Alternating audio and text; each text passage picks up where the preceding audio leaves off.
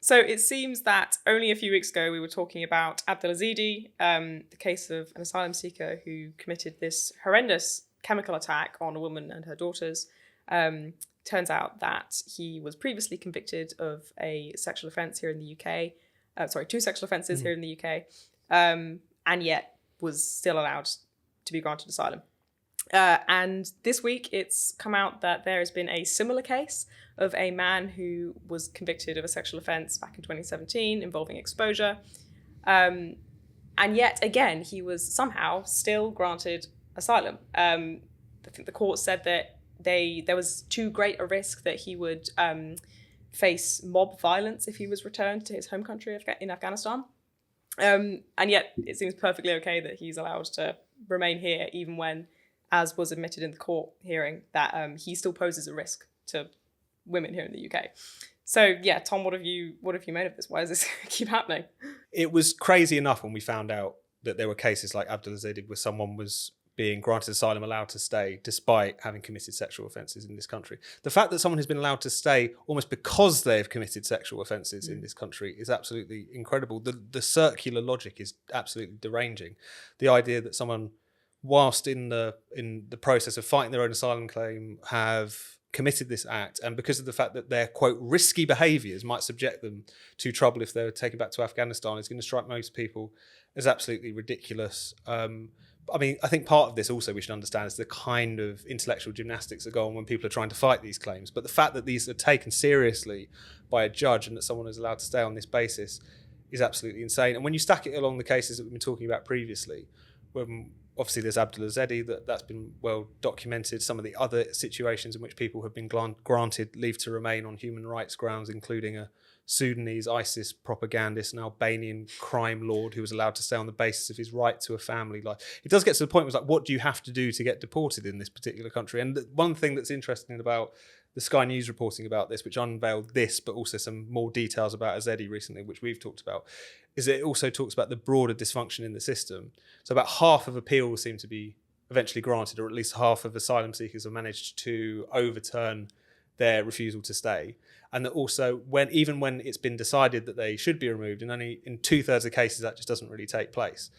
Now, I think it's important to say that the idea, and Luke Gittos made this point in this podcast last week, that it's just this wonderful kind of open door system and that people are all kind of taking advantage of it. It's not that simple. It's such a dysfunctional system that even really worthy cases, to use that phrase, awful phrase, often still find themselves caught up in it. If you talk to anyone who's been involved in trying to resettle the Afghan refugees who do have a right to come here, who do not have loads of sexual offences on their record, who risk life and limb supporting British and Allied forces and so on, the purgatory that they've been trapped in, even when they're here, is tremendous. So it's not like that. But what we seem to have is a system which is allowing people like Abdelaziz or this individual to stay here, whilst also failing those people. So I think it just shows that the dysfunction really needs to be tackled precisely if we want a liberal but sane asylum system. And it seems that one is becoming a big block to the other.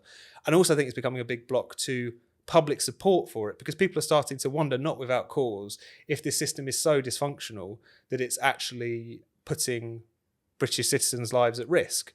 And in that context, it's very difficult to land an argument for any kind of more generous arrangement as we might want. Mm-hmm. Yeah, there was in the sort of reports of this man who's been granted asylum, there was a story of a woman from Zimbabwe who has been appealing for 18 years and has could have had her asylum. She was a political refugee, could have had her case open and closed very quickly and then be living a life as a British citizen with all the benefits and responsibilities that affords, and not having such a weight hanging over her head over whether or not she's going to be deported. But like Tom says, that's unbelievable that that's not sorted, and mass number of appeals, and at the same time you then have these cases who seem to be sort of waved through. There's it actually I think boils down to quite a boring, in some cases, a sort of boring explanation of just deep inadequacy within the processing system, which is that I don't want to sound like Jacob Rees-Mogg, but you do have this sort of crisis in the civil service of them not actually lots of them not actually wanting to work, caseloads going missing, proper filing not being done. I mean, we know that that's what happened, for example, in relation to the Windrush scandal, and a lot of it is happening in relation to Afghans at the moment.